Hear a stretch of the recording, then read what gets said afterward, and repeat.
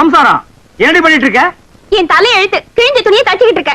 கிழிஞ்ச துணியா? இனிமே நீ ஒட்டு போட்டு புடவை எல்லாம் கட்டக்கூடாது. இனி நீ கட்டு போறது பட்டு புடவை, ஃபாரின் புடவை தான். ஐயோ ஐயோ ஐயோ, ஒரு லட்சாதிபதி வீட்டுல இருக்க வேண்டிய மாதிரியாடா இருக்குது. டேய் பாரா, இது பொட்டியாண்டா பொட்டி. தூக்கி தூர போட.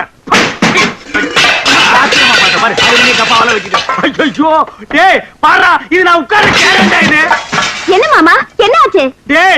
சொல்றா. அண்ணனுக்கு அதிர்ஷ்டம் வந்து 1 மணி நேரம் ஆச்சு.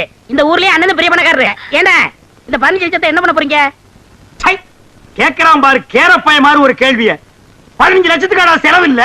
இந்த ஊர் என்ன விலைன்னு அப்புறம் எடுக்கலாம்னே. சரி, இந்த தெருவாத என்ன விலை வாங்கிக்கலாம்னே. ஐயோ, இப்போ நான் எதையாவது வாங்கி ஆகணும் மேடம். இந்த லட்சத்தை என்ன பண்ண போறீங்க? என்ன பண்றதா?